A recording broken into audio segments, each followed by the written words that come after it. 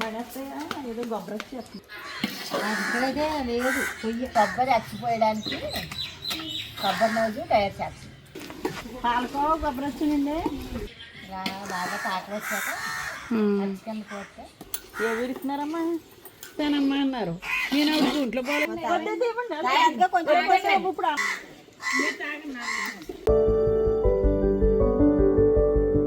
కదా నీవేమో నీ వైజాగ్ సారి పూర్వం అంటున్నారు. వాటి పక్క వాళ్ళు ఉంటారు. వచ్చే ఒక 5 సంవత్సరాలు ఈ ఒక 60 వేసి పూర్వం ఇచ్చేది రేట్లే సార్లు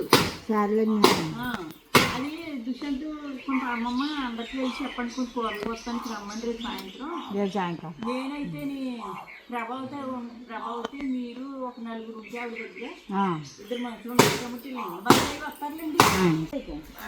బాగాలేదు జ్వరం అంతా శాపం పట్టేది దగ్గంట. పొద్దున్నే గుళ్ళో వెళ్ళొచ్చు రోడ్డు మీద మాట్లాడుతున్నారు. కేసు అయిపోరు బాబు జనాలు ఎక్కించారు. ఇద్దరికి బాగాలేదు. రావు గారి ఇంట్లోనే ఉన్నారు.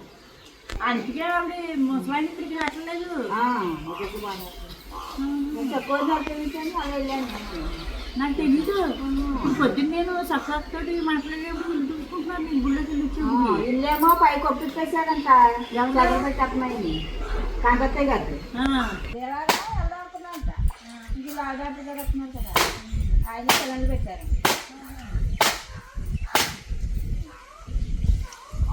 డబ్బులు నిలబెట్టేసి పొయ్యి మీద ఏమెట్టారు మీరు? నేను కట్టేసాను కుక్కరే పప్పు పెట్టాను. ఏం చేస్తున్నారు?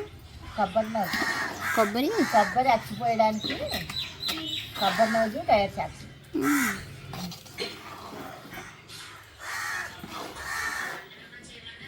బాగా పాకలు వచ్చాక అచ్చికంద పోతే మంచి ఎండలో కూర్చున్నారు. మంచి ఎండలో స్టార్ట్ చేశారు. ఇక్కడైతే లేదు పొయ్యి. ఇంకా తిప్పుతానే ఉండాలా అనుకోకుండా తిప్పాలంట. తర్వాత వాళ్ళు వచ్చాక మరి ఏం చేస్తాను. విజయకన్న మల్ల సారీ విజయ పిన్ని అలా చెల్లిగడ్డలకి తెలుపుతుంది. స్నాక్స్లో కానీ కొబ్బరి వచ్చేదని పిల్లలతో కట్టాలి. పొయ్యి భలే ఉంది చిన్నగా.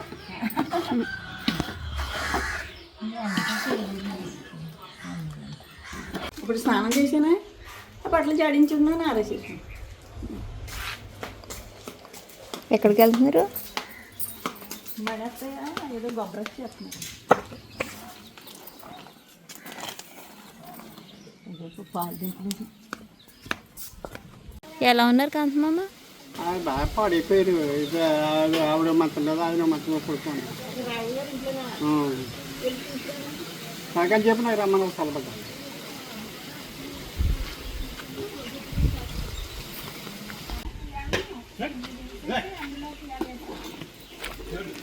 పాలకోవ గొబ్బర వచ్చిందండి.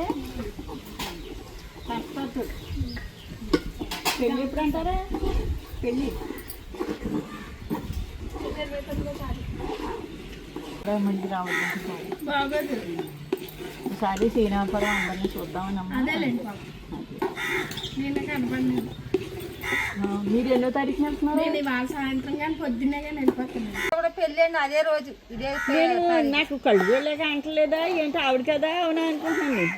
మీ ఇంటికి వచ్చింది కదా నాగన్న ఎకరాలండి నేను. అవును ఉమాళమ్మో.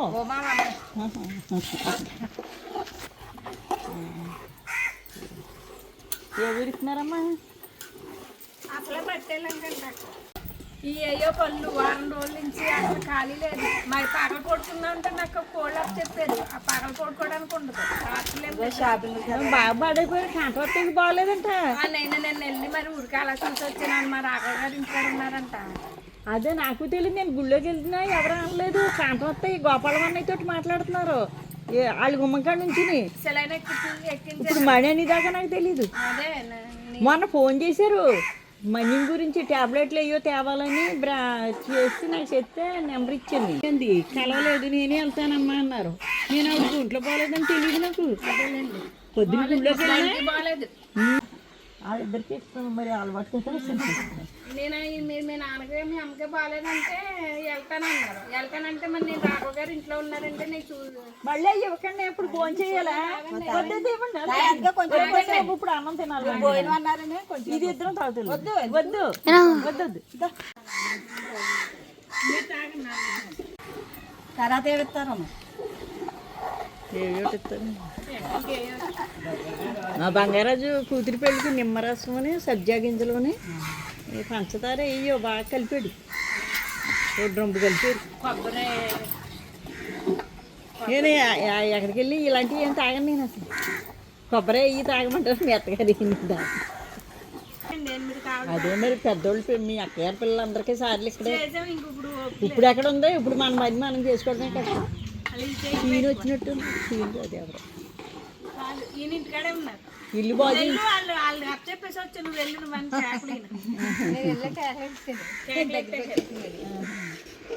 ఈ ఏదైనా పాడైందనుకో పని చేస్తుందని ఇంత పాకాలన్నది అది తెలిసిన వాళ్ళకే తప్ప తెలవదు 6 తాలూకా ఎవరో ఉన్నారండి మన వాళ్ళు ఎవరో రవివర్మ ఆ ఫ్యామిలీ 6 కలిదింటి వరకు డాబా కొట్టున్నా కదా నేరుడు మనసరావు కొడుకు 5 పంపించుంటాను. అదే మరి ఊళ్ళో వరే అదే అప్పుడు పూర్వనాలు పల్లెలు ఎంత ఫ్రీగా ఉంటుంది నేను చెక్కటెడ్లు తప్ప ఏమి చెప్తున్నాము కొంత తగ్గిపోయినా సరే దాంతో తెచ్చు ఈ అసలు కాలిపోతాయి చేతులు వేరే కావాల్సినది బాగుందండి కానీ చేతి కదా అది మనకి అలసట ఉండదు చెక్కటెడ్డి అప్పటికప్పుడు తెడ్లేమనుకోండి తాటికమ్మ కోసుకొచ్చి పూర్ణాలు ఉడకబెట్టినప్పుడు ఈ తెడ్లే విన్నాలా పెట్టాం అందులో పెట్టి ఇదే పనులు మాది ఆ శివరేం చేసి